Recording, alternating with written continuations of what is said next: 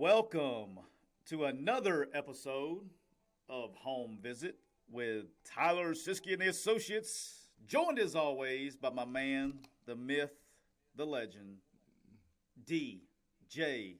Eliot. DJ, how are we doing this wonderful Monday morning? Doing great, man. I'm doing great. You know, we both had a decent weekend. You know, Mr. 50-50 is no longer Mr. 50-50. I actually went 4-2. Okay. You also went 4-2. So guess what? I didn't make up any ground this week because we both went 4-2. I got to be honest with you, DJ. There was a moment I was kind of pissed off on Saturday. You took the Kentucky Big Blue Nation Wildcats. Go Cats. Plus 22.5. And the game was over with. The game was over with. So at this point in time, once the game was over with, I'm really pulling for Georgia to stop Kentucky because I was trying to catch you. You know what I mean? I'm trying to catch you. Right. I knew that was a game that you would lose, and so I was kind of pulling, hoping to stop. And my man, Mark Stoops, like it was like the perfect 2-minute drill at the end of the game, drives down. The last play of the game scores to cover. Yep, and called a timeout to get there. Called a timeout to cover. Yep. Yeah, it was. It was. What do you think about you think there's a strategy in that? Because I do. Well, let me just say this, okay? Obviously, I was very happy to see them score at the end because that gave me my 4-2 record, and that means that I'm teeing off first today on the number one tee. But there's two ways to look at it because you're looking at it like, was the spread in mind, and if they called timeout and they covered, is that going to look better? And I get that. I mean, I can see where you're coming from there. But let's look at it from another angle. It was a 22-play drive that ended at the 1-yard line. I don't know if there wasn't any person on that sideline that didn't want to see that thing punched in the end zone. Yeah, you can't. So, from an offensive standpoint, from an offensive coach's standpoint, I mean, right. At that point, you feel like, by God, we just had a 22. And there's a lot of things, and I won't. Yes, and look, there's going to be some side angles here to where people were like, "Hey, he knew Kentucky. People bet on that game. He was trying to cover." Correct. I don't think that was the case. I'm with you because from an offensive coach's standpoint, okay, all right, we're going to lose the game, right? We all know we're losing the game. So when you lose the game, you got to have something to build on. Moving forward, and now you can go, and now on your offense, you can go in there and say, look, by God, we just had a 22-play drive against arguably the best to end the game. We finished with a 22-play drive to stuff it in the end zone versus arguably the best defense of this generation. Right. So you got things to build on. And that's why I'm looking at it from a coach's perspective. I'll be honest with you, man. There were a lot of happy and unhappy fans from that spread. I mean, the stuff I saw on Twitter was just pure anger or pure, excitement. I mean, and everything was geared towards the spread. Like, everybody thought for sure the spread was in his mind. But I'm just looking at it from a coach's perspective. That's something to build off of. Just like you said, a 22-play drive against the best defense in the country. If you don't finish that with points, it's not near the goal that you want to reach. Yeah, I think at that point, I don't know, now Georgia on the other hand, like we talked about, I guess it was last week or the week before, whatever right. It was, they were playing a little soft, keeping everything in front, but they were trying to, reduce the possessions, okay? And, correct. And once they did that, but I mean, and then, then it got to a point where they didn't want them to score either, but they got down, they just used so much time getting to it's just like we talked about last week with Georgia, every yard's a stressful yard. And so, right. They used up so much clock by the time they got to like the plus 40 or whatever it was, plus 35. The game was over. The game was over. So let's try to finish the game. So and that's what you do on defense, right? You try to make sure that you win the game, and so you give them some. I'll tell you something that was interesting though is the 2 plays before the score were inside zone, and that thing on the 1-yard line went for nothing. I mean nothing. Yeah, not a good idea. They finally had to get their big tight ends out on the perimeter and throw a screen. to their wideout and have their tight ends block the DBs. I knew as soon as they lined up at the 1 yard line, I felt like I was like Kirby because I don't want them to score. So I'm yelling at the TV, probably like Kirby was yelling at the defense, because the offensive coordinator from Kentucky came from the NFL, right? So he came from the Rams, okay? Well, the NFL short yardage pass play is that play. That's what everybody runs now. This out, they're in 3-by-1, some version of 3-by-nub or whatever, and they bring an outside receiver, and basically it's like an inside screen that they only have to, because they're trying to, you're getting them in man coverage, right? And so what they're counting on is either the guy going over the top or them bumping to where they're going to be soft, and all he's got to get is a yard. So he just stuffs it in there. I was yelling, "Here it comes! Swap it! Switch it! Switch it! Switch it! Switch it!" And they they didn't hear me from the TV, so they didn't hear my switch call from the. They didn't hear me, so he went in there unmolested. So, but it is what it is. So it is. All right, so we're gonna move on to the next one. Probably spend a little time here. LSU and Florida. So first of all, I would like to tell all LSU fans that listen, and we got a bunch of new listeners last couple of weeks. We've been kind of blowing up, DJ. So we got a bunch of LSU fans in here. So here's what I want to tell y'all: you are welcome. Okay, and the reason that you are welcome is because I picked Florida, and so LSU continues. I literally said this last week on the podcast. LSU had no chance, but since I picked Florida last week, I pretty much guaranteed LSU to win. So, LSU fans, you are welcome. And like I said, every single LSU game, I text you on Saturday. It's unbelievable. Every single game that I pick with LSU involved, I lose. So, if I pick Florida to cover, LSU just wins it outright. If I had picked LSU to cover, Florida will beat them by 60. So I can't. So LSU fans, the voodoo is real. You're welcome. So there you go. That's right. Tune in every week, LSU fans, to see who Tyler picks. Yeah, I may just do it every week from here on out. I may start taking like wagers, like anybody wants to, or taking like somebody slip me some money and I can start picking the other side. But anyway, so that one was a shootout. That one was a shootout. Blew my mind. Like I really. Credit to LSU found a running game.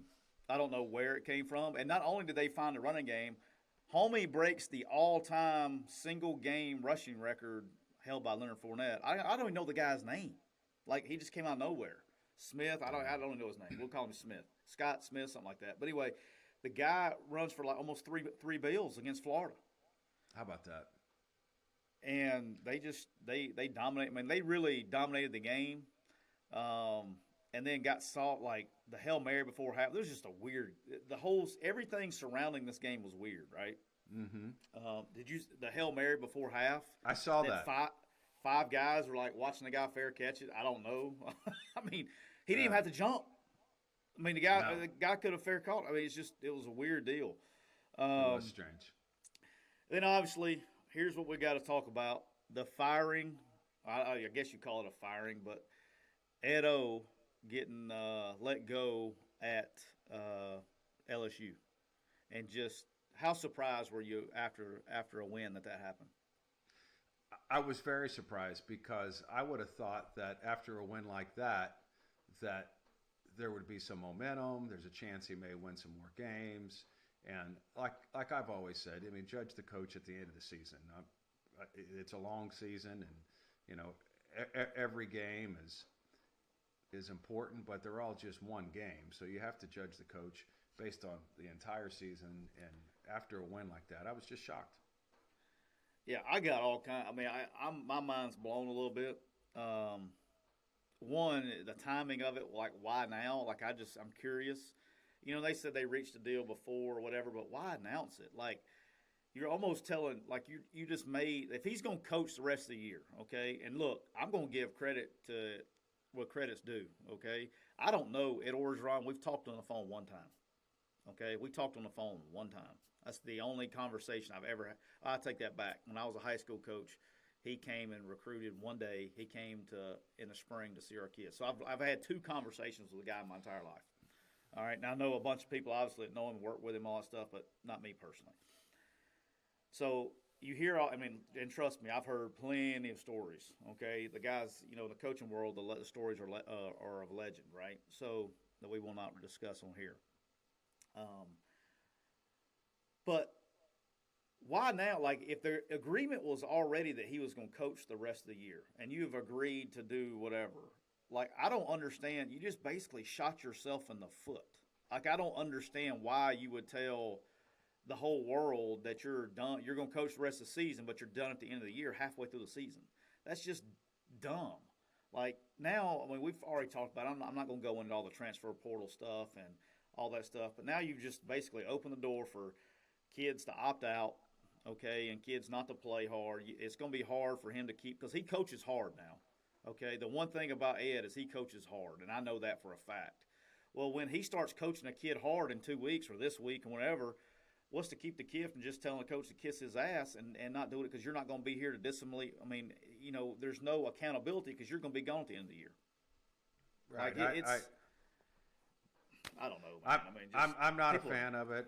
I mean, I like coaches finishing the season and then being judged at the end of the year for all those reasons that you said. The players, the culture, the hope. I mean, you take away somebody's hope, you take away everything, and I just don't think it's fair to the student athletes when you do that. But, no.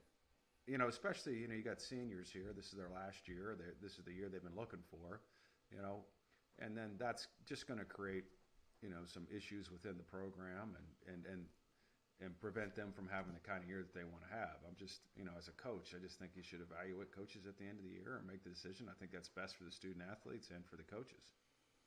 Yeah, and at the end of the day, they've lost 3 games, okay? They lost to UCLA, who's pretty good. Right. They lost to Auburn, by the way, who I had in my money line pick and hit pretty convincingly. Yep. Right. And then they lost to Kentucky, who is pretty damn good. Okay. Correct. And so they're 4-3, and they go in. They beat Florida. Okay, and the Auburn game was wire to wire. They're not a bad team. They got talent, and the thing that was probably more impressive, like I was really, just to be honest with you, and I'll tell you why I picked them last week too, was all these guys that were opting out after the Kentucky loss, and they almost looked like they had quit against Kentucky. That's what they had looked like. They looked like they quit in that game. And then for them to come back and play like they did against Florida, that says a lot about, getting somebody playing, motivations and things like that. So that part I was really impressed about. Now, I will say this, to credit to Ed Orgeron, okay, they're fixing to get him $17 million to not coach.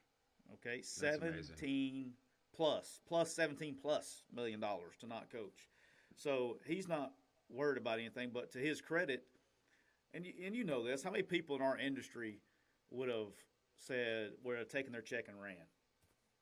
Yeah. A bunch. I would say most of them.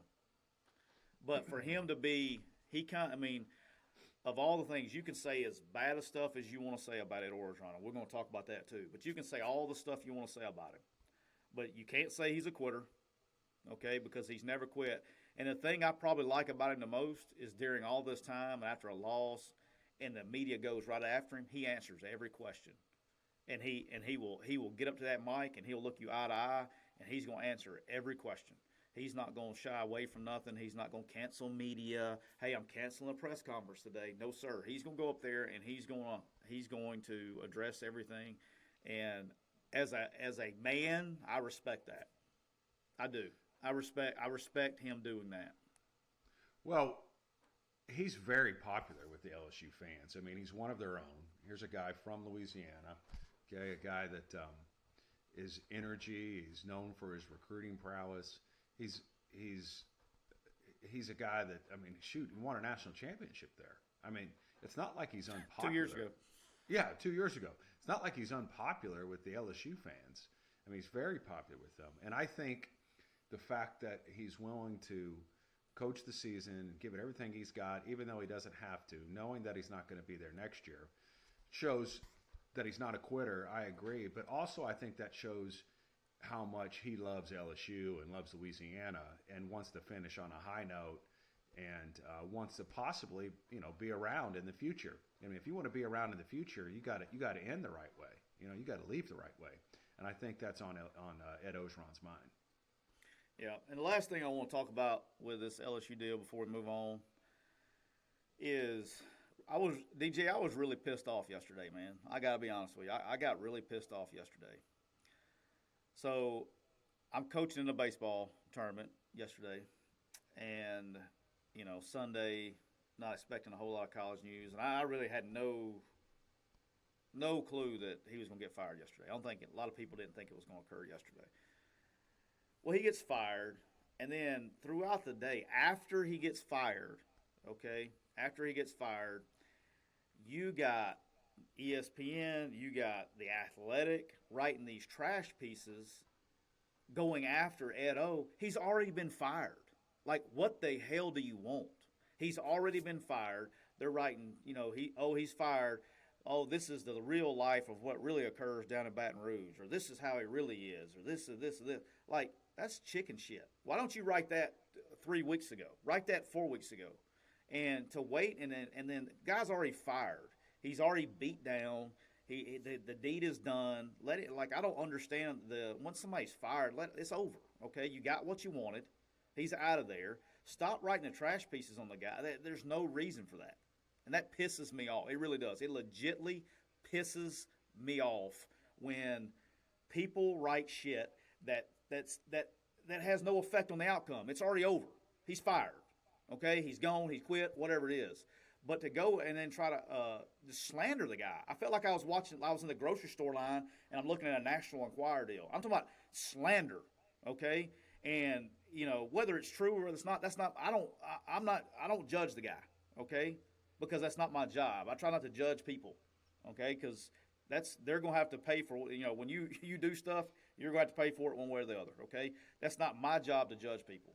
And to write all these big-time publications. The Athletic, I read one of those, and I started to read the ESPN shit, and I stopped because it just pissed me off. I was like, why write it now? The guy got fired yesterday, like this morning. You got what you wanted. I'm hot about that if you can't tell. But, no, I can tell. And you're like me, when it comes to sports, I want to read about sports. I mean, I didn't get into athletics to read about gossip. You know what I mean? So for me, I want to read about the game. I want to read about wins and losses. I want to read about coaching, and I want to read about playing. And that's really the only thing I want to read about. And this other stuff is just, you're like me. It's not what I'm interested in. Yeah, and this is the thing. So last week, which is great, after we taped last week turned into all these journalists attacking journalists last week about their credibility and all this stuff. Like, they were going at each other, and it was freaking great.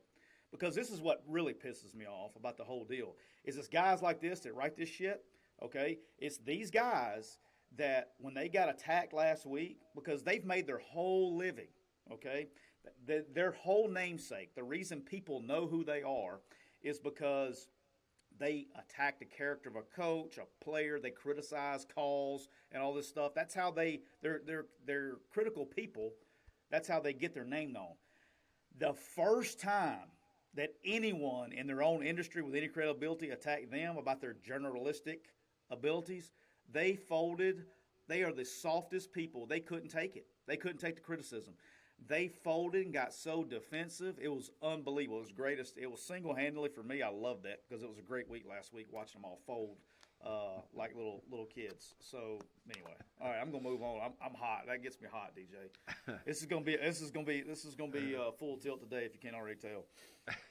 All right, all right. So let's move on to the craziness that occurred in Knoxville on Saturday night. I mean, we can't not have a podcast without.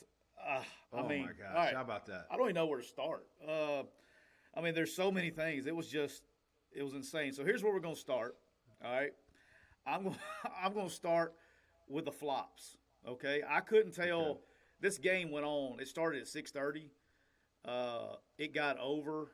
I don't even know what time. It was the longest football game ever because I couldn't tell if I was watching LeBron play basketball or if I was watching a soccer match. I'm talking about like flops everywhere. And I don't know, but here's the bad part. And we'll talk about this. I'll let you talk about this in a second. But here's the problem with the flops. Okay, it is a problem. Okay, but you have to be very careful about how you address this. Okay, because not all of them are flops. Okay, Right. like I'm 100% convinced. I almost can tell when somebody's hurt or not. I mean, you can. I don't know. I've been around a lot. Like the Campbell kid at Ole Miss, the linebacker, when he went down, he was legitimately hurt. Mm-hmm. Okay. Some of them were not. Some of them were cramps. But Cramps will take you down now. A cramp will. I mean, you I can't know. play with a cramp. I agree. You know? But here's the can't- deal: you is can't- it was like 65 degrees, and Matt Corral, he ran for about 8,000 yards on about 75 carries Saturday night, and he didn't cramp up. So the cramps only occurred on defense, though. It must have been whatever the defense ate in the pregame meal didn't have enough sodium in it, because the cramps only occurred on the defensive side of the ball. That's all I'm saying. Now you're attacking defensive kids. Now I'm going to have to step in there. I mean, That's all I'm saying. Let's just be honest here, though. Okay, all right. It takes a lot of energy, maybe the most energy of any position, to play defensive line. I mean, All right, you so, tell me. But if I told you this, you tell me one team that plays the same D lineman the whole game. None. It's in happened America. before. All right, I would but used to. very rarely. But yet every offensive line plays the whole game. So it's not just that they're tougher. It's that it's so exhausting. It's so exhausting. That position, I mean, that would be like telling your offensive line every snap, hey, run to the ball. Not only block that guy, but after they throw the pass, turn and sprint to the ball and don't stop until you get there. Every snap. You know what I'm saying? And Yep. so, and then at corner, here's my thing, because you're an offensive guy, I'm a defensive guy. You'll throw a fade. Fade, right? All right? And then before the corner's even back to Send get a freshman position, in. there's another guy in there running another fade. I mean, Oh, yeah. before he's even back. So the fact that cramps happen more often on defense, I'm not saying you're not right with some of the flops, but, I mean, they're at a disadvantage when it comes to catching your breath. We don't control the tempo. You do. The defense doesn't control the tempo. You do. And so some of those kids are getting exhausted, man. That's all I'm going to say. All right, so I did this a lot as a receivers coach. Okay, if we were playing against a good corner, okay, and especially, when you're playing teams that like if they're going to go left corner, right corner, instead of flopping back and forth. If I knew where you were lined up every play, early in the game, like we're running inside zone or something, I'm taking my guy out. And I know if you're a man coverage team, this happened probably twice or three times a year. I would take their best corner, and I would and if it's an inside zone, whatever it is, and I say, hey, go run him off. And then and they knew going the week, your job this week is to run a go route as fast as you can. I'd find the fastest guy, because a lot of times you have like young guys that can really run, they're just not ready to play. And so, buddy, I'll put them in there at X or Z if they're matched up against a good corner, they're in man coverage, and I will run him 50 yards down the field. And it's the inside zone, whatever it is. We're going to do that. And so later on the game, hopefully get him a little tired. And if he's a half step behind, we win. So Or he may I did that a lot. Or he cramps. But there was 101 snaps taking place on offense and nobody cramped. But there was on like 68, 7, whatever it was, and the guys were freaking cramping all the time. But anyway, long story short. All right. But all I'm saying is if you're cramping on offense, you come out. If you're cramping on defense, you can't come out because you don't control the tempo. You're cramping on offense. Give me a wide. You give me a wide out. Another guy comes in. You're cramping on defense. You can't say, hey, give me another DB, because the ball might be getting snapped. Oh well. Yeah. It was just a lot of cramps. Oh, all right, we'll call it that. A lot of cramps on defense. About 25 of them. Let me tell you who should have cramped up. I got to give my man some props here. Who got more TV time Saturday night than he's gotten in his entire career was my man Pat Jernigan, the trainer at Ole Miss. The dude was on TV, and it got so bad. Let me tell you when I knew it was bad. This was my first clue. When I said, okay, maybe there is some flopping going on. Like after about the 17th one, Pat Jernigan stopped even coming out there. It was like he had sent a student out there. Like I think he was tired. I think Pat was tired. I think Pat started cramping up. He had IV. He disappeared. Yeah, he had to get an IV. Because he stopped. But I looked out there. I was like, "Hey, there's no Pat. There's no team doc. It was just some student trainer. It was probably a graduate assistant or something out there checking on guys." I'm like, all right. So I started. Start putting the pieces together. So anyway. Well, you got to be careful. You got to be careful too. I mean, look at the Iowa game last week. The crowd booed when Penn State had a few guys on the ground, and one of those guys ended up having a season-ending injury, and he's sitting there being booed by the crowd. So you got to be really careful with that. And that issue drug on to the week, into this week. I mean, it was still being talked about in the press conferences with James Franklin and Kurt Frentz. And I'm not so sure it wasn't a distraction for Iowa going into the Purdue game, because it would not die. That topic would not die all week in the press conferences. And anyway, you just need to be careful, because sometimes those are injuries. Yeah, and all right, so the next thing, that's a great segue there. The next thing that pissed me off, okay, and this was probably a foreshadowing of what was about to happen, which we're going to get to. It really pissed me off, okay? More than throwing stuff on the field pissed me off. The thing that pissed me off the most about Saturday night was when Matt Corral gets hurt, okay? And he goes down. Okay, this is like, 2 drives before the end. And matter of fact, when I saw the tackle live, I was like, ooh, because it was kind of got extended, his knee, his hip. I can't tell if it was his knee or his hip. It just looked awkward. And you can see, you know how it is when guys get tackled, there's awkwardness to it. I was like, get up. And he went down. The fans started cheering like they scored a touchdown.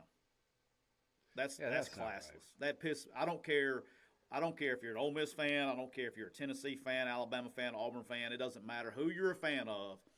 When a kid gets hurt, okay, and he's a competitor now. I don't care if you hate him it's like Tom Brady, man. I don't care if some people, you either like him or you love him or you hate him, it doesn't matter.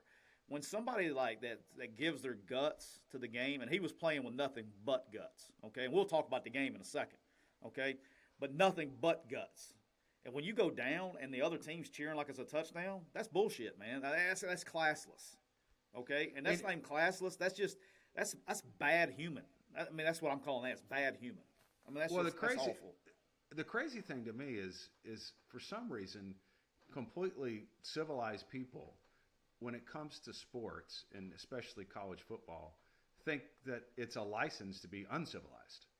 I mean, I bet you a lot of those people are civilized, good people, but when they walk into that stadium of college football, they think that now they have a license to be uncivilized, and that the football players are somewhat gladiators, and they can cheer for them to be hurt and do all this crazy stuff. And, when I was coaching, I used to think it was crazy when maybe we had a bad game or something, and I would get these notifications, okay, from fans of the dirty things they would say to me on Twitter or whatever, and I would go to their Twitter page, and it would say stuff like, "Hey man, I'm a man of God, a loving father, do unto others as you would do unto," and then the things they said to me were like demented. You know what I mean? I'm like, when is being a fan of college football allow you to be uncivilized? And I just think that we need to get the grasp of that. We can't accept it. If you're in the fans and somebody's acting that way, it can't be accepted. Being a college football fan does not give you a license to be uncivilized. True story. You just reminded me of it right here. So when I had and of course, my man Jake from the J-Boy Show brings it up on Friday about the binocular thing here at Ole Miss that was a big to-do back then.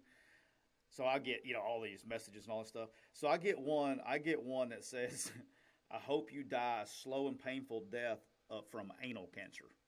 And I was like, wow, that's strong. Right. I click on it. The dude is a minister. That's what. Yeah, I mean, I hit him back with a "God bless you," and he deletes the tweet and all that shit. I mean, you know what I mean? Like, I was like, really? I was like, what? I mean, I know it was. I mean, I understand your pain, but golly, I mean, but that's my point. Is somehow they can live completely, good lives, but they think, hey, when it comes to college football, that's when I can be evil. You know what I mean? Yeah. It's just crazy. All right, so let's start with the madness goes, but that pissed me off. All right, yeah. So anyway, so that should have been a foreshadowing of what was about to occur. So anyway, it gets to they have 4th and 24. There's one play over. And Ole Miss fans are having like shell shock when it's 4th and 25, so it's just 4th and 24. So they were like, I guarantee it was going through my mind, so I was probably going through some Ole Miss mind. So 4th and 24, they throw a pass, the guy cuts it up, and they mark him short. Okay, so let's talk about the spot. Okay, and I'm going to be honest on both sides, from Tennessee people and Ole Miss people. All right, I believe the spot was wrong. That doesn't mean that he made it. I'm just saying and here's why it happened, okay? The guy who's marking the ball was 20 yards down the field. So he was running down the field to try to, catch to see where the ball went down. And they don't have the yellow line and all that stuff. So he marked it basically where he saw the guy's knee go down, which it was. And they marked it basically a yard short. It was not a yard short, okay? Now, do I believe he was short? I don't know. I think if he was very close. Because as his body, the camera angles and all that stuff, right? As his body is over, like he's got his right arm, like in his top of his shoulder that are on the yellow line, but he had the ball kind of tucked under his left arm, and he was going down. So, I mean, it's probably as close as you could really get. He wasn't a yard away from it. Now, he may have been an inch away from it. He may have been on the line. But again, the critical part of the drill is they marked him short. Okay, and there was no way in any green earth that there was any camera angle on an SEC network game at 6 o'clock, which is very important, and I'm going to bring that up. An SEC network game at 6 o'clock, that was going to be overturned.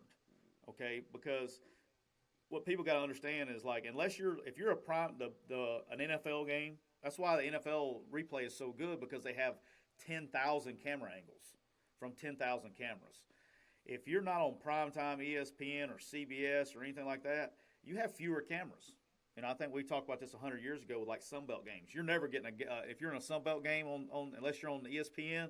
If you're on ESPN Plus, you have 2 cameras in the whole building. So there was no chance, and so that's why the angles were almost from the press box, what they're having to use. It wasn't even a great angle. They don't have the cart to go back and forth, on the sideline. So.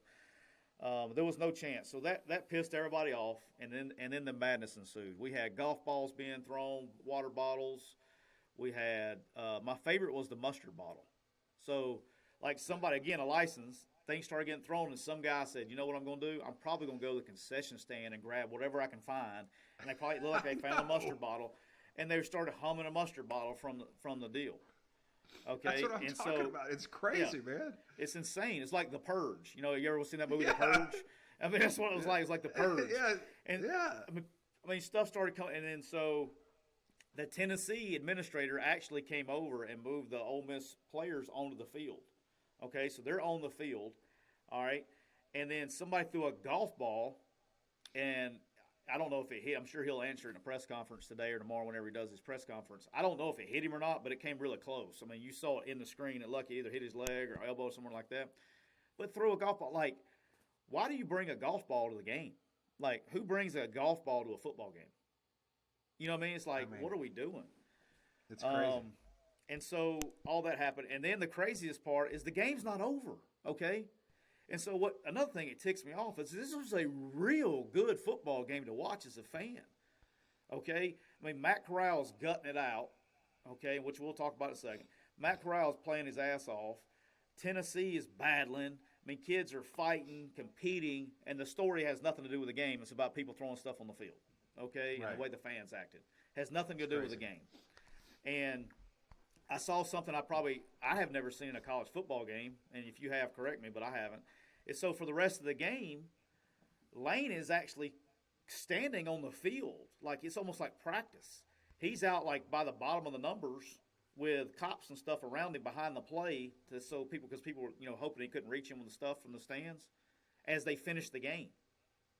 So he actually coached the end of the game, or the offensive series. After that offensive series, Ole Miss goes 3 and out. They call timeouts. Tennessee drives right down the field. Okay, they had one shot at the end zone, and it was incomplete. And then touchdown wins it. And then, again, we've talked about this, about when it's your opportunity, you got to strike. Milton comes in as quarterback, has 3 seconds left, and decides to run around for 5 minutes and then run out of bounds and never even threw it to the end zone. So that one, Yeah, I was a like, bad decision. And the Bad crazy decision. part is he stayed in the pocket forever, okay? And then as he's scrambling, he looks up at the clock. I'm like, bro, you didn't know that there was 3 seconds? Like, you got 1 shot. And so ran out of bounds, and that probably is not good for the – I mean, that's probably the worst part of the game, but nobody's even going to talk about that because of all the craziness that went down. So what do you think happens to the Tennessee fans? I mean, can they hold I would say each they person probably, accountable? Is there enough camera angles they can find the people that threw the things on there? I mean, I think the cops probably went in there and pulled – like, it could have ended pretty quick, okay? And somebody said this on a TV broadcast, and I apologize. It was – my man Cole Kublik was on the sideline. Hart and Rogers were in the – I don't know which one of them said it, but somebody said it, and I agreed with them. I said it from the jump. If they want to solve something like that when that happens, one of those police officers – because all you got – they're easy – it's easy to see, okay? You can look up. This isn't the first time this has ever happened, by the way. Okay, it just doesn't just is not as public as this. When people are throwing things at you from the stands, you can look up and you see the arm movement and you see the thing flying. Okay, so you can point out who it was. All right, it would take one cop to go up there and put somebody in handcuffs and drag them all the way up the aisle for that to go to stop. Yeah, that's what they should have done. They probably should have gone up there and thrown somebody, and one of the broadcasters, give them credit. Whoever said it, I agree with them 100%. If they would have done that, it would have stopped. Okay? That's what happens at NFL games. I don't know how many NFL games you've been to, but I mean they get rowdy in NFL games, and somebody gets out of hand, they're leaving in handcuffs. You know what I mean? And so you're right. I mean that would have, and they didn't, but. That was that. So the craziness, man. It was again. I hate it. That's the story is people throwing stuff and all that because it was a great college football game. Right. Great college football game. Yeah. Phenomenal. And the other thing is I think if that's not the story, and I don't think it's going to hurt him, but that could have been Matt Corral's Heisman moment. I mean, he single-handedly won that game for Ole Miss. And if the story's not people throwing stuff on the field and all that, that's the story. That's his Heisman moment. I mean, the guy, so Braylon Sanders, which we're going to talk about this when we get to picks. Braylon Sanders goes out. Nobody can get open. Dontario Drummond was getting all the attention. And Matt Corral basically ran them to victory with his feet. I mean, I don't even know the stats, but I'll look them up in a minute. Draw. They were running quarterback draw. Quarterback draw, scrambled. I can't tell you how many first downs he got on third down and long. I mean, he single-handedly won that game for them by himself, and it was getting no help. And that's not his moment because we're talking about people throwing stuff in the deal. So I don't know. We'll move on from there. All right. So next thing I want to talk about before we move on to picks is David Beaty, okay, the former coach at Kansas. Last week, he gets vindicated from all NCAA accusations. Let's call them that. We'll call them accusations. And it wasn't even a story. And let me explain to the fans that don't know, and probably there's a lot of people probably listening that have no idea what I'm talking about. Okay, so I don't even know the year was 2, 3 years ago, 4 years ago, whenever it was now. David Beaty was fired from the University of Kansas as the head football coach. And he was on the staff. That was before you guys got there, DJ. Correct. And I'm going to talk, so you don't have to talk on this one. You can fill in what you want to fill in later on. But David, I don't want to get you in trouble. All right. So David Beaty was fired, and the AD that was there was Jeff Long. Am I correct on that though? It was Jeff Long, right? That's correct. That's correct. I want to make sure. I knew it was Long. I want to make sure Jeff was the first name. All right. So Jeff Long thought he had a little niche. Okay. So when he was at Arkansas, he fired Brett Bielema and thought he could find a way out of not paying coaches their huge buyouts. Okay, so that went with at Arkansas. That didn't work so well for him there either. So Bielema's since been vindicated on that. Well, then he gets to Kansas. And, look, I've never worked with Beatty. I know I think you have, and I know a bunch of people that have. But unbelievable human being. Tries to do everything the correct way. And so he's great guy. All right, and you agree, and I am correct by saying he tries to do everything the right way. Oh, he's an awesome guy. I worked with him at Rice, and he's a class act and a great staff guy, and he's just a good person. So Long, and I know this for a fact, and this is not coming from, and I want everybody to know this. This didn't come from DJ. This came from people that I know before I even knew DJ that were on that staff. Okay, when he fires Beatty, the AD goes to people on that staff that were still there and was trying to dig up dirt on Beatty, asking about was he cheating and doing all that stuff, so he wouldn't have to pay him the buyout. And then the thing that's dirtbag scum of this stuff is that not only did he do that, but the guy was like agreed to coach the rest of the year and was trying to do everything the right way. He wasn't cheating. I mean, and look, I don't mean to be like Captain Obvious here, but if you looked at the record, they wasn't cheating. Okay? You can look at somebody's record and tell if they're cheating or not. All right? They wasn't cheating. Well, you're right. Let me just say this, though. Beatty was even in a worse situation than we were, and the fact that he only had 50-some guys on scholarship. He only had like 50 scholarships. I mean, he had a lot of uphill battles, and when we got there, we got it up to 60. But there's a serious scholarship problem there, and Beatty was fighting through it. And so, yeah, and exactly. And so my problem is this: is when he gets fired and gets accused of cheating, it's national news, man. He's not getting his buyout because he was cheating. It's national news. But this week, the dude gets vindicated from all charges. Holds a press conference, the whole thing. And if you're if you're not in the coaching community and you didn't either hear about it on Twitter from somebody, from him or his attorney or Football Scoop, you didn't hear about it. Right. And that pisses me off too. Is like, why do people? And I get it. It's these same assholes that are doing the articles on Ed Orgeron. Okay. Firing somebody because they cheated and all that—that's the big story. That gets our little clicks, so we can get our numbers up. But when somebody actually gets vindicated, it goes. I'm sorry, I hit my mic, Raquel. It just goes under the rug, and nobody even because now there's reputation in the public because they don't know the truth. They think, oh, this is the guy that cheated and didn't get his buyout. No.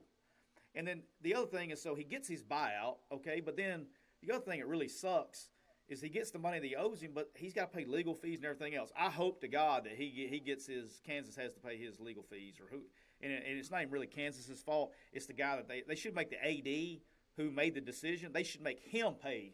It's not Kansas's fault. It's the AD's fault. They should make him pay the attorney fees because now his buyout and probably what was his nest egg moving forward, okay, is his retirement basically is now gone away because he had to pay legal fees to defend himself with nothing that everybody knew that he didn't do. It was a frivolous lawsuit, and it's a bad deal. And I wish some people in the media, and look, let's stand up for the good guys, man. I mean, I'm tired of all this. It's such we wonder why our country is in the way they are of being negative people and throwing shit. It's because we steer the way people think and just tell the truth. Now, if the truth is they cheat, write it. Write it. I'm not saying don't tell the truth. Just tell the truth. But that's it. That's all. It's all I've ever asked. And you know what? And that's what people ask me all the time. Like, here at Ole Miss, right? There was always Neil McCready, who runs the Rebel Grove site here at Ole Miss. Okay, I've known him for a long time. He got fired in Mobile for writing the truth. And the truth didn't fit what they wanted the narrative to be. And I get it. It's self-preservation. Sometimes I don't know what the deal is. But people are always like, oh, well, Neil's a bad guy. No, he's not. Neil told the truth. And that's all I ever ask. If we screwed up and we did something wrong, tell the truth. That's all I ever asked of any media person ever. Okay? Is they have a job to do, but just tell the truth. Just tell the truth, and don't make up some stuff.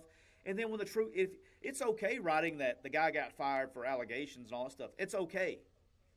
But also, you should put the same exact effort in it when he's vindicated. You should, and because now, there's no. I don't know, man. I'm hot on you. I'm hot today. I came in firing hot today, DJ. So I'm just. I get you got anything else to add on that before I'm sorry? All I can say is David Beaty's a good guy. I worked with him. He's got a great reputation, and this NCAA investigation has prevented him from moving on. And I hope that now that he's been exonerated, that he can move on and continue to coach. I agree. I mean, that's enough said on that one. All right, last two things I want to talk about before we move on to this week's picks, because they're slim pickings this week. How about the Iowa Hawkeyes getting popped at home? I know, and like I said, I wonder how much of the fans booing and that not dying in the press conference. I mean, that was the hot topic every day in Iowa City. They're still talking about the last week's game, and I wonder how much of that was a distraction going into this Purdue game. Although I will tell you, Jeff Brom, I think, has Iowa's number. He's done a good job against them. What's it like, 4-1 or 5-1 against them since he's been there?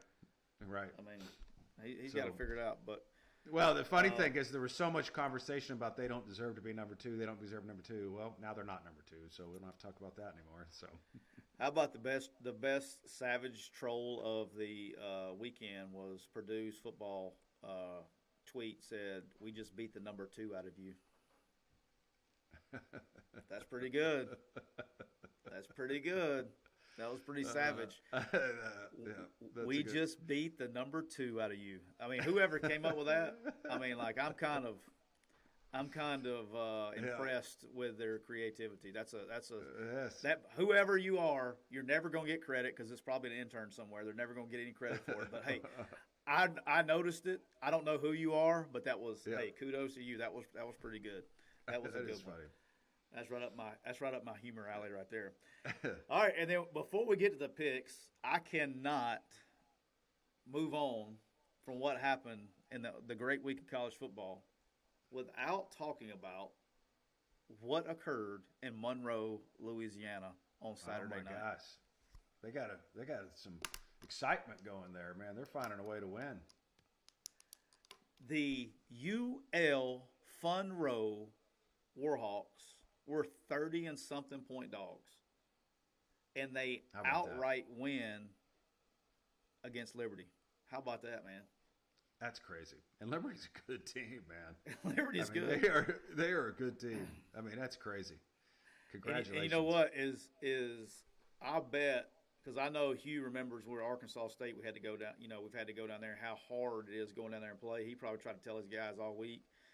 And it's, I don't know, but they kind of, they got up, and then, Monroe just goes on a snowball and jumps up, and they come back, and then at the very end, long field goal to win the game. I mean, and it was like, they were going. It was an awesome ending. And Raquel's not on camera or a microphone, but she can hear us. But and she was at the game. But the cool part was, to me, it was like they decided to go. They were going to go for it on like 4th and 6. It's going to be a really long field goal. It was going like 4th and 6, 4th and 5, somewhere like that. The timeout was called. They come back, call timeout, think about it, whatever, and then they go back out with a field goal team, and he hits it. And that was just awesome, man. I was watching it. I had about, my wife was going nuts. I had TVs on, I had computer screens on. I was watching it live. So happy for Rich Rod and Coach Bowden. And I mean, we got my man Dusty down there. We got Mike D down there. We got Ryan Garrett down there. We got a lot of the crew down there at Funroe, and so happy for those guys. And like, that's 2 now. It's starting to get to the point to where if Monroe is like a 20 or 30 point dog at home, I may start sprinkling money lines on it. You know what I mean? Yeah. They find that's 2. That's 2 that they've been, like, so they're 30 point dogs, and they were 20 something point dogs, 22, 23. I don't even remember what it was. It was in the 20s to Troy at home a couple weeks ago and won. So the 3-3 Funroe, 3-3 after not winning a game. And I think the over/under for season wins was like 1 or 1.5 or something like that. And so they're doing a good job down there, man. So I'm happy for those guys. Congratulations. Keep it up, boys. My man Pablo, man. I miss my guy. I love the guy to death. Yep. I miss him. But all right, so you know what time it is, DJ? Pick time. It's pick time. And considering we tied, it's just like golf. We got to go back to the last tee box. Correct. So, just so everybody knows, this is pretty impressive. Just so everybody knows, So DJ went 4-2, so that makes you like 10-2 in the last 2 weeks. So you're doing you're on you've kind of Yes. you're kind of hot. And then Right. what's crazy is, so I have now come off the snide. I'm not 500 anymore. I'm like 2 games over 500. But I've only had 1 losing week. That's what's crazy is I'm so close to 500. I've only had 1 losing week. I've literally been 3-3 every week. I had two 4-2 weeks, and I had the 1 2-4 week that we won't talk You're about. a scratch golfer, is what you are. You're a scratch golfer. Well, that is inaccurate if you play with me. So I scratched the tree line with a golf ball when I hit it, but I do hit it a long way. I just can't. Like I'm swinging for the goal. I scratch my forehead when I golf. So Yeah. If I would, I can't say what Wesley Crime Dog McGriff called my short game in public, but I have never found a par 5 that I didn't like to go 4-2. So I'll just say that. It's like a personal. If I can, Matt Luke always said, if I can see the flag, I'm going for it. I don't care. I don't even care. It could be, if it's 275 to the stick on a par 5 and it's 268 to carry the water, I'm still pulling out the 3 wood and we're going to give it a rip. So I'm the 10 couple golfers. So, but just not as good. All right, DJ, with your first pick for this week, let's get it started. Who you got? So Oklahoma at Kansas. Oklahoma is 38.5 point favorites, and I'm taking Oklahoma. I think Caleb Williams is playing lights out. I think Oklahoma, with him behind the center, looks like the team that we anticipated to see this year. And I think that they're going to win this by more than 38.5 points. DJ, I'm also picking this game as my first pick. Okay, Oklahoma's playing Kansas. Is it at 38.5 now? I thought it was. What do you have it at? I had it at 38, but I did it last night. So Okay. if it doesn't matter. 38.5. You know why it doesn't matter? Because it's not enough. Not enough. Yeah. Like this line should be one of those like 52-point lines. It really should be. I don't even care. Take Oklahoma and whatever. They're going to score. The only way Kansas covers this game is if Oklahoma decides to take the starters out halfway through the first drive. That's it, and they still may cover. Yeah. So Oklahoma minus 38. I'm with you. All right, DJ, pick 2. Who you got? Pick 2, Oklahoma State at Iowa State. Iowa State is favored by 7, and I'm taking Oklahoma State. I mean, I watched the Texas game. Those guys are playing good defense. I know the game's at Iowa State, but Oklahoma State has a lot on the line. They're undefeated, 8th ranked team in the country. I think they're going to come out with a victory here, or not necessarily a victory, but they're definitely going to keep it within 7. DJ, my second pick is also the Oklahoma State Iowa State game, and just like this, 2 in a row. I'm going with this is dangerous, DJ. I think last week was the first time we actually picked a game together that we lost. So when we see things, just a thing to the listeners. When we see things on the same page of each other, it's usually pretty good. I think we're like 8-1 or so. I went back and looked at it. We're like 8-1. We picked the same thing. Wow. Yeah. I realize that. I'm taking Oklahoma State plus 7 against Iowa State, and guess what, DJ? This is my lock. No, this is my lock. It's my lock. I'm getting 7 points for Oklahoma State. They're playing really good right now. And for me, Iowa State is like Wisconsin to the Vegas. They must have naked pictures of somebody. They always get how are they favored? Like, I don't even understand. Well, Iowa State is probably your perception of Wisconsin, because Wisconsin always ends up favored. You know what I mean? That's probably the way you're. We'll get to them in just a second. But I know, but it's like I don't even know. Like, I mean, they're a solid football team. Yeah. They are. They're above average, but they're not 7 points better than Oklahoma State. Now, I could be wrong, like I am sometimes, but I'm taking Oklahoma State. That's my lock. I love it. Plus 7. Gotcha. All right, DJ, who you got? Third pick. Next, the third pick for me is BYU at Washington State. BYU is getting 1, and I think Washington State's going to win this game. I'm taking this as my money line. Okay. Washington State's playing good football right now. I've had some big wins. BYU just lost to Baylor. Granted, Baylor's a good team, but I'm Sneaky going good. with Washington State. Okay. All right, I'm going to start with my third pick, okay? And if you're listening to this, and I'll probably have to put a tweet out or something to make sure everybody knows this. Coastal Carolina, they're playing Wednesday, okay? So the podcast comes out Wednesday, so this is going to be pretty quick. Coastal Carolina are 3-point favorites against App State, okay? That is nowhere near enough, okay? App State's struggling a little bit right now. Coastal Carolina is rolling. I'm talking about they are rolling. And here's what's funny is I think they're in position, okay, because of how good they're the biggest Cincinnati Bearcat fans of all time. Coastal Carolina is in position. If they run the table, okay, they're going to get into they're going to be into the bowl game, a group of 6 bowl game. What do they call it? I don't even know what they call those bowl games. New Year's 6 bowl games. Because if Cincinnati makes the playoffs, then the group of 5 team will get in. So Coastal Carolina, -3 all day long, twice on Sunday. I love the guys at App State, but Coastal Carolina is running hot right now. You know, that goes back to what I was saying a couple weeks ago about your schedule, and sometimes if it's a tough schedule or if it's a lighter schedule, it could be advantageous to you. Now, BYU is independent, and I don't know if you look at them as a Power 5 team or not, but they play a Power 5 schedule. To think about BYU, I mean, they played Baylor last week. They got Washington State this week. They've already played 3 other Pac-12 teams, and they're 5-2. I wonder if some of these Group of 5 teams had the same schedule of them, where they would be. You know, and that's one thing that I'll give credit to the BYU administration is they're scheduling to show how good they are.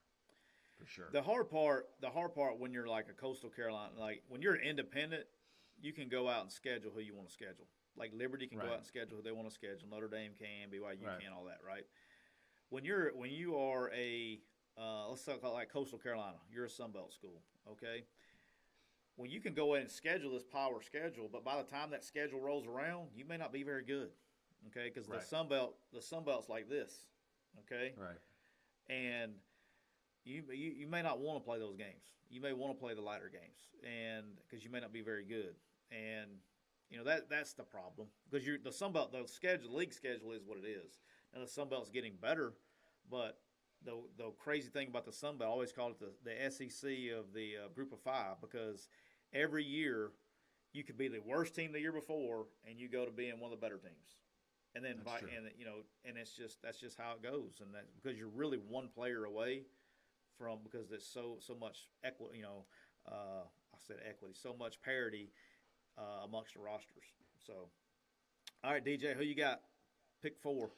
Pick 4, South Carolina at A&M. A&M's getting 21. I'm taking A&M.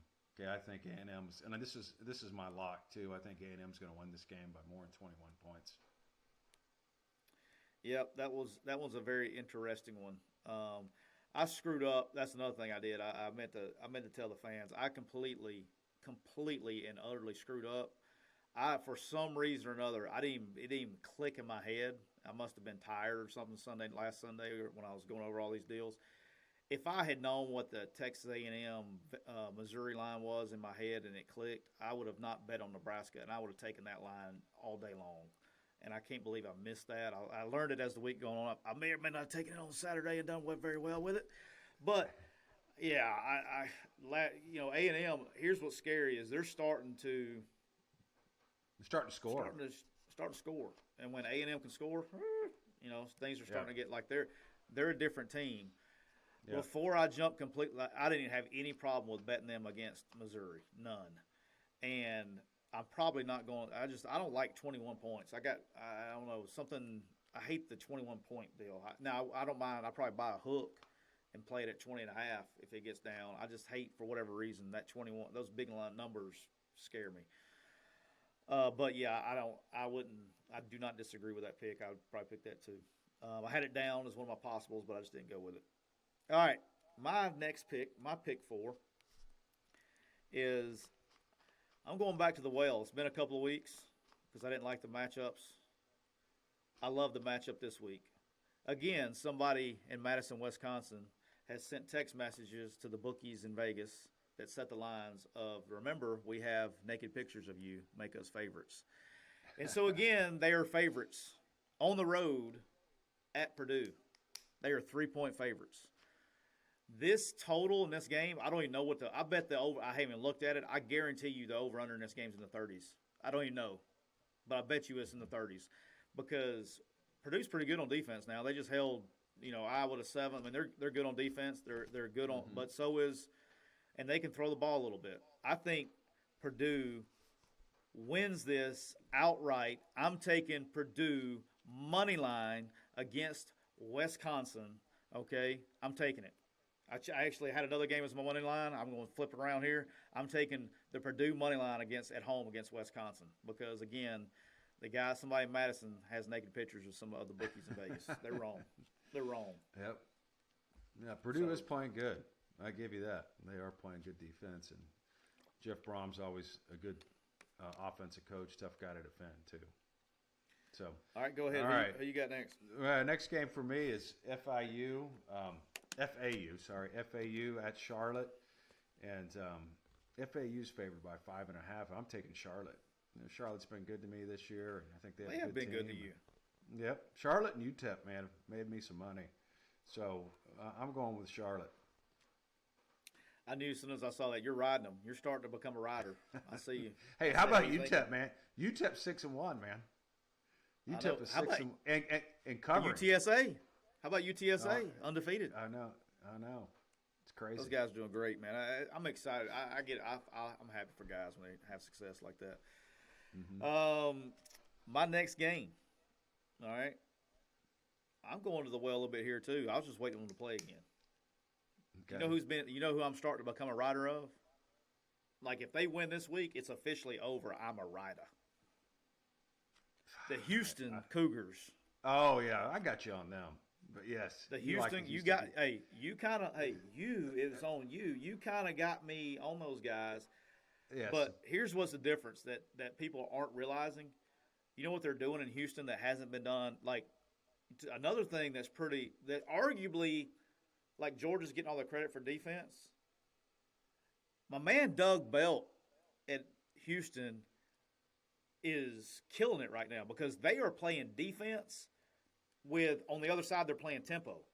Right. Georgia's playing defense, but they're not playing tempo on the other side. Right. They're playing defense, and nobody even is paying attention. I know. And they're also That's going impressive. fast with Dana and scoring all that stuff. That's impressive. My man Doug Belt's going to screw up and get him a big time gig after this year. You watch that. Just write that down. Doug Belt is going to get him a big time gig. I'm going Houston minus 13 against East Carolina. Strictly riding. Hey, well, I'm in favor of that. I'm a Houston grad. I got my master's at Houston. Go Cougs. So I'm in favor of that. Look, Doug Belt, the defense, we worked together at Alabama. He's an unbelievable human being and a great ball coach. Okay, I mean he's just a good dude, man, and he's got him playing. It's just he finally got a shot to be a DC, and it's like you knew it the whole time. There was no. He's one of those guys that you knew once he got a shot, he was going to be really good. And man, they're doing a great job on defense. So that's why I'm taking them. Cougs, go Cougs. Keep rolling, man. All right, my next game is Washington at Arizona, and Washington is favored by 17, and I'm taking Washington. I think they're going to beat Arizona by more than 17. Arizona just lost 34-0 to Colorado last week, and they are in disarray, and Washington's getting better. Yeah, and they're still 0-for, correct? Arizona's still 0-for. They are 0-for. Yeah, they lost Northern Arizona, earlier in the year, and so they had a chance. I mean, that was a game that they had a chance to win, and so they're 0-for.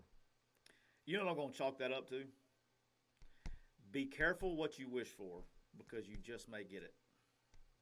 That's what I'm going to chalk that one up to. All right, that's a little inside joke that literally like 2 people will get, but the 2 people that need to get it will get it. All right. I guess that was your last pick, right? That's it, man. All right, here comes my last pick. Okay, and I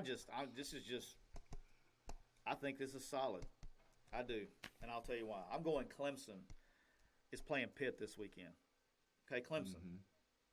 The same team that was favored over Georgia in the first game of the year, just so everybody knows that, are underdogs, or 3.5-point dogs against Pitt. I'm taking Clemson plus 3.5. Like, Clemson's the real deal on defense, and they're really good on defense. Offensively, they're struggling. But look, man, it's Clemson. I mean, I'm just taking, like, you got better athletes, okay? You got good coaches. Like, just you're not going to lose by more than a field goal. If they lose by a field goal, we still win, okay? So I'm taking Clemson plus 3.5. I just don't think you get beat by a touchdown. I don't. I know Pitt's good. Narduzzi's a ball coach. But I'm just going athletes here, and you're Clemson. Like, you know how to win. I mean, this is not, hey, we're trying to find our groove or whatever. Like, you're pretty damn good, okay? You've won 2 national championships. I mean, like, let's go. Let's go. I mean, let's figure a way to keep it under a field goal. So I'm going Clemson plus 3.5. First time I think I've bet with Clemson all year. So, but I mean, dude, come on, you're dogs, and they find let's go. I can't just whatever. Well, we all keep waiting. We know how much talent they have, and we know how good their coaches are. We all keep waiting for it to get turned around and the offense to start clicking. Maybe this is the week. So I mean, let's hope this is the week. There's not a great slate of games this week. Allegedly, by the on paper, but there'll be good games. But I have some asterisks down here because I know we have a ton of listeners in SEC country, and the biggest game of the week in SEC. There's 2 of them. I guess you got Alabama, Tennessee, and you got LSU, Ole Miss. This is the one I want to talk about. All right, LSU, Ole Miss. And this is a very interesting game. I'm going to bet this game. Okay, I didn't put it in my picks, but I'm personally going to bet on this game. But I am going to wait till 2:20. The game kicks off at 2:30. I'm going to wait till about 2:25 before I bet it because there's things I need to know between Monday morning and Saturday before I know which way I want to go. If Ed Orgeron doesn't get fired, okay, if Ed Orgeron, this doesn't happen, Ole Miss is favored by 10.5, okay? If Ed Orgeron did not get fired on Monday and Braylon Sanders was out for Ole Miss, I'm taking LSU plus 10.5 all day long, all right? Because LSU they found a running game, and that's what Ole Miss doesn't want to see, okay? I think they're beat up. I don't know how many of them were flops and how many of them were injuries. I'm not going to pretend I know, because I really don't. But Ole Miss has played 3 physical games back to back, and you got guys playing on 80, 90, 100 snaps on defense. It starts stacking up. And if LSU could run the football, I would take it all day. But here's what I don't know. I don't know how many guys are going to quit and opt out before Saturday. I don't know. I mean, that's what happened last week, and they came out and won, but they had all these guys. They had guys get hurt, and they had guys, magically opt out and those things. Like, what happens between now and Saturday from an LSU perspective? Where's their mindset at? We'll try to learn as the week goes on. And then here's the thing that I would be worried about from an Ole Miss perspective. Okay, when Braylon Sanders went out, and it's not that Braylon Sanders is like, Elijah Moore or anything, or he's, some first-round pick, but it took pressure off of the other guys, okay? And he will get open, okay? And he's got a lower body injury is what they called it. I don't know what it is. I haven't asked. I don't want to know. But he was struggling running. If it was a hamstring or something like that, he probably won't go. But when they were Tennessee was able to basically take Drummond out of the game. The tight end was out. And I don't even know who number 0's name is, but he had a rough game, man. And he ain't the answer. That's why Matt Corral had to do everything by himself because he had no help. They wasn't very successful in running. Tennessee stopped the run, okay, and they forced Matt Corral to run the football, and he did, and he single-handedly won the game.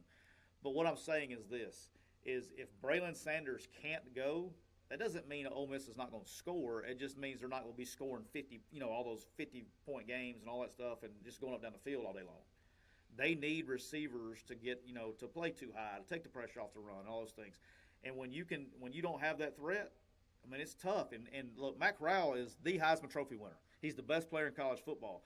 But if the guys aren't open, he can't make chicken salad out of chicken, right? And so he'll take off running. And that's just not sustainable. He doesn't need to be carrying the ball for 200 yards a game in this league, okay? Because he's going to get beat up. And if he goes down, it's a whole different ball game in Oxford, Mississippi now. And so that's a big key for me this week moving forward to see, hey, does Braylon go? Is he out? That's the whole deal. Because like I said, the tight end's out, and they don't have any depth, man. I mean, Dennis Jackson is good enough to do it, and but he's just not playing a lot for some reason. Jaden Jackson is talented enough to do it. He's not playing for whatever reason, and I'm not the coach. I don't know why. I don't know anything about number 0. I don't know anything about the guys that transfer in from Western Kentucky. But and a tight end was dinged up, and Casey Kelly, Chad Kelly's brother, was in there. He does some good things, but he's not a vertical stretch guy. So it's going to be very interesting to see what occurs between Monday morning and Saturday. I will wager on it, okay? I just don't know which way yet. Is LSU going to be the team that showed up against Kentucky and quit because their coach got fired? And if that happens, Ole Miss can boat race them. I mean, this game could go either way, man. And I'm not going to be surprised if you told me right now, if you said, hey, I woke up on Sunday morning and the score was LSU scored 50 points and Ole Miss scored 30, I wouldn't be surprised either, because that told me that they ran the ball right down the throat and Braylon Sanders was out and they didn't. I mean, I can see it going both ways, man. I mean, all over the place on this one. And it, like I said, depends on what happens between right now and Saturday afternoon on both sides. So, what do you think? What's your take on LSU Ole Miss this week? I'm right with you. I think that with this announcement, that changes everything. It does. And, I mean, I went and saw LSU play live against Kentucky, and Kentucky, just manhandled them. And that was part of the reason why that pick that you and I both had, that Florida would beat them by more than 10. Because they quit.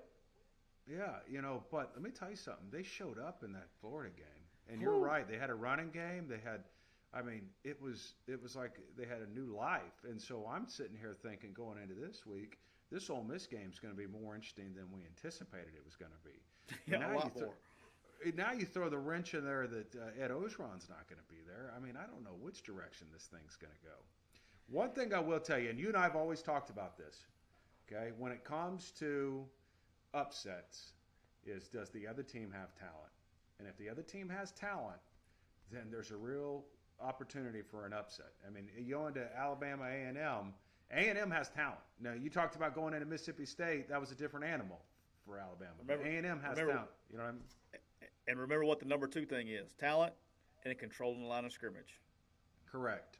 Yep. And LSU can do both of those things. Exactly. So, I mean, this game is going to be interesting.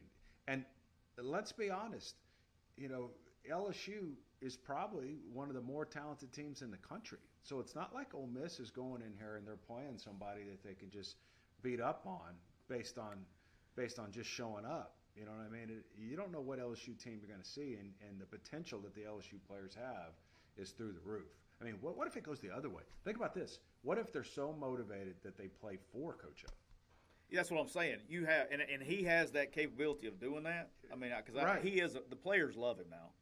Right. Okay. I mean, you're not going to find many players that don't like the guy. Because he does, he's all about that. But I mean, you just don't know. And here's the thing, and I want the fans to understand this. They go, they're thinking about one thing. All right, I want everybody at home, if you're when you're listening or wherever you're listening, you have a job, okay? You have a job. Well, guess what? Yesterday, your boss came up to you, and he said, hey, here is 17, I don't know it's over 17 million. I'll just say 17 million. Here's $17 million. Hey, now listen, in 5 weeks, your job's over with. I'm giving you your notice for 5 weeks, you're out of here, but here's $17 million. You're probably not, the normal human being is probably not going to be really give a shit about what goes on the next 5 weeks. Okay, I mean they're already checked out. I mean they're probably cleaning out offices or whatever, but it changes your mentality. I mean, and look, Ed is a fighter. He's gonna go to the end, but at the end of the day, like if Mama, hey, look, if I'm coaching, I will be honest with you right here. If somebody, I would want to finish too, but if Mama, if it goes, hey, here's $17 million, Tyler. Here's $17 million. Hey, you're done at the end of 5 weeks. Okay, at the end of the season, you're out of here. You know those 11:30, midnight, 1 a.m.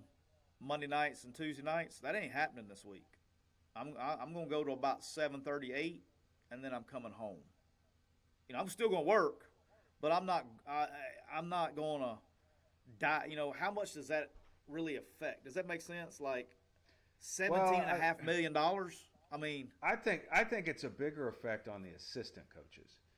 I would imagine that Ed, knowing that this is the last 5 weeks that he's going to coach as the head coach at LSU, he's going to want to leave with a great legacy. He's going to want to win every one of these games and say, I was the head coach at LSU, and this was my record over 3 years. And if he wins all 5 of these games, that's going to be a heck of a record. You know what I mean? And I won a national championship. How about how awesome would it be if he gets fired going 9-3? If he wins the rest of them, he wins 6 in a row. How awesome would that be? I know, but the assistant coaches, they didn't get $17 million. No, right? They did not. So where it's going to be an issue is the assistant coaches, along with coach, they're looking for jobs. I mean, they're in the evening calling their friends saying, "Hey, what jobs do you think are going to open up? You know, where can I get in? You know, keep me in mind. This and that." They're not necessarily all in right now because they know that their future at LSU is up in the air. That's where it's an issue. Yeah, and I'm glad you brought that up because I didn't even think about. I mean, I thought about it, but I didn't talk about that. But that's a 200% point. Is like you're not even like Ed's going to be good. He doesn't have to coach ever again if he doesn't want to. Right. You know, he can go volunteer for his at McNeese State where his son's a quarterback. It doesn't matter. He doesn't have to receive another dollar. And the coordinators probably don't have to work much longer. The coordinators got good deals too there. They pay their coordinators. But these assistants and even the support staff guys, and I mean, it goes all the way down. The guys not making hardly anything. They're looking for employment instead of focusing on the task at hand. And here's another thing. And it's like the importance, right? Is so from a fan's perspective, they're like, this game's important Saturday. You got to do your job. You know, do your job. But these guys got families. They're not. The game is secondary depending on how I'm going to feed my family from 5 weeks from now. You know what I mean? Like it's correct. It's a completely different mindset. It's not a game. You know that the game is that like your loyalty lies. I always say this: the number one loyalty always lies at the house. Okay, it lies with your family, and that's second, or even third. You know, tertiary or whatever. See, I like that word, tertiary. I pulled that out. I learned that. I have no idea what that means. But go ahead. That's my college education coming out on you. I actually have a master's degree. All right, so do education. I. And so do I. That's why we're so popular, because we're so smart. Masters of Education. That's right. All right, so but you know that part that goes on with coaches, I don't think a lot of people understand that. So I think that's they're going to be focused about other things, but we'll see. Like if they come out and play, LSU is extremely more than capable, even with Braylon Sanders playing, to winning this game because they can control the line of scrimmage and they have talent. All right. The other stuff that's out there, the injury report, how beat up is Ole Miss, we don't know. All right, but how beat up is Ole Miss? How does LSU respond this week? Those are the big. I mean, like this thing could go. I mean, if they go out and if LSU comes and just shows up and quits, Ole Miss could boat race them very easily. I don't know, man. Well, I'll figure it out one way or another. See what happens between now and Saturday. So be interesting. Yep, it will be. So. Well, we're going to end with that. And look, guys, make sure we're on YouTube as well. So if you would like to watch on YouTube, the Home Visit channel on YouTube, please. I do a terrible job of telling people that. So we actually do have videos on YouTube. Raquel puts up the picks every week, our pick segment on YouTube along with the full episodes. Check us out on YouTube. Make sure you subscribe and to the podcast. And look, remember, we love our 3-star review. People everybody probably logs on thinks our podcast sucks because we got like a 4.0 rating. Because some people don't hear that and they give us 5 stars, and then the cool people give us 3 stars, so we kind of like average out in the 4. I think our average is like 4.0, so it's probably a good thing. But look, hey, we love our 3 stars because that's how we roll here. But make sure you subscribe. Like, people are so pissed. My wife, everybody's mad at me for telling everybody to do that, but it is what it is. Subscribe. That's my humor, baby. I love it. Subscribe. Leave your 3-star review. And until next time, take care. We'll see you.